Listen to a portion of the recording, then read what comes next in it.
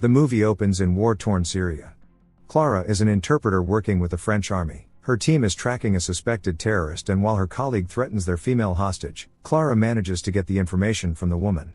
She passes the intel over to the commanding officer and they set off to apprehend the suspect. While Klara observes from another building, the troops move into the target building and soon apprehend the man. Klara senses that something is wrong, so she heads over to the building where the soldiers have captured a man and his son. They soon come under heavy gunfire from another building, but they quickly eliminate the shooter. The men take the little boy from the house to safety, but suddenly the man shouts to his son to do it and God will forgive him. Klara realizes what is happening, but before she can warn her team, the little boy detonates a bomb strapped to his body, resulting in a massive explosion throwing Klara back. After this incident, Klara suffers from PTSD and persistent migraines and is transferred back home to France, where she first hangs out with her sister Tanya, explaining her situation before they return home to a welcoming mother Maria. Klara is soon transferred to a counter-terrorism unit as a part of Operation Sentinel and is under medication for her trauma. Klara goes on patrol with her new team where she sees an abandoned backpack and begins to get overly suspicious, but it turns out to be nothing. They soon encounter a couple fighting and Klara tries to calm the man down, but when he fails to stop, Klara takes him down and almost drowns him until her colleagues drag her off him. Klara's PTSD begins to worsen and she finds herself jumping awake at night covered in sweat. On another patrol, she sees a kid holding his arms out like the little boy in Syria and falls to the ground with a headache. She goes to the restroom and takes some medication to calm down. She runs out of meds and later gets some off the black market, showing signs of addiction. Tanya convinces Klara to go clubbing and Maria is overjoyed seeing her two girls hanging out again. They get to the club where Tanya slowly gets Klara to relax and have a good time. Tanya sees some rich Russians in the VIP section and gets her friend to introduce her to the men, leaving Klara alone on the dance floor. Klara is soon approached by a woman and the two begin to engage in some dirty dancing, until they start making out on the dance floor. She sees Tanya signaling that she is leaving with the Russians, but she is too distracted with the cheeks before her and ends up engaging in demonetizing activities that night at the girl's apartment. Later, Klara is on patrol when she passes some cops searching a few young men. She then observes another man acting suspicious in the distance and begins to approach the man, who takes off once he spots her. Klara chases the man to an empty location where he falls. The man removes his hoodie to reveal that he is her drug dealer and she lets him go. As she is finishing up her patrol, she gets a call and rushes over to a nearby hospital where it is revealed that Tanya was taken advantage of and brutally beaten, leaving her in a stage 3 coma state. Klara breaks down in tears outside her room and is waiting there when she is approached by police officers, who wants to know more about what happened leading up to the attack. Klara tells her about the club and the men, before she sees her mother approaching and has to attend to her. Klara and her patrol head over to the nightclub and head inside where she sees the owner and demands to see the tapes from the night. She sees Tanya talking to the man and takes a picture of him before leaving. When not at work, Klara spends her time by Tanya's hospital room, keeping a close eye on her. She goes back to see Detective Muller and shows her the picture of the man. She learns that the man is Ivan Kadnikov, the son of a wealthy Russian tycoon. Ivan is hiding out in his father's villa, but both have diplomatic passports and immunity, making them untouchable without a complicated legal process. Muller wants to wait until Tanya is out of her coma, but Klara cannot wait and goes on his Instagram page where she easily finds the location of his father's villa. She goes over to the building where she sees Ivan smiling and taking selfies, pissing her off.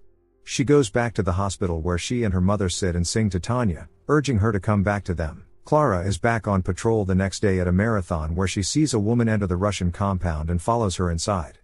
Klara comes upon another building and is using her scope to check it out, but her colleague stops her and takes her weapon. Her commanding officer then confronts her for getting high and not setting a good example for the new soldiers. That night, Klara heads back to the nightclub where she spots Ivan going to the men's room and follows him. She corners him and holds him at knife point, demanding to know what happened to her sister. Ivan swears that he didn't do anything to Tanya, and soon his guards arrive in the bathroom. Ivan escapes and Klara is forced into a brawl with the two guards but manages to skillfully hold her own despite taking some punches and throws. She finally manages to dispose of the men before the club owner and bouncers come to throw her out. Klara returns to Tanya's hospital room where she makes up her mind to go all out with her revenge. She steals a gun from the armory at work, then goes back to the Russian compound and breaks in. Klara manages to enter the house, gun drawn, but sees no one. She continues to scan around, until suddenly she is ambushed and knocked out. Klara awakens being dunked underwater and is pulled out to see Ivan's father Leonid. He has heard about her and jokes about hiring her as a part of his bodyguards. He then reveals that Ivan really had nothing to do with Tanya since Ivan is into guys.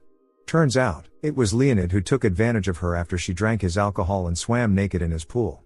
Leonid gets a call and leaves his guards to drown Klara, but she manages to fight back and free herself, before making a daring escape. After work one day, she gets a call that Tanya has awoken from her coma and happily goes to see her sister.